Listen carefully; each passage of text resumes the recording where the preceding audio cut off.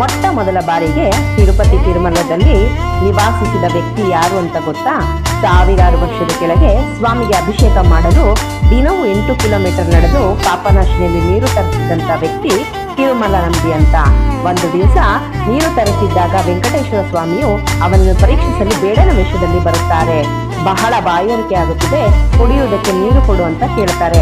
ಅದಕ್ಕೆ ತಿರುಮಲ ನಂಬಿ, ಇದು ನನ್ನ ಸ್ವಾಮಿಗೆ ಅಭಿಷೇಕಕ್ಕಾಗಿ ಕೊಡುವುದಿಲ್ಲ ಅನ್ನುತ್ತಾನೆ.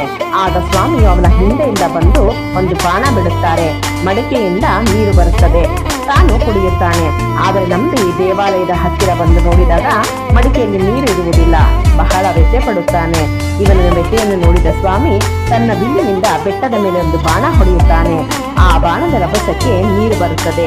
ಆಗ ಬೇಡನ ವೇಷದಲ್ಲಿದ್ದ ಸ್ವಾಮಿ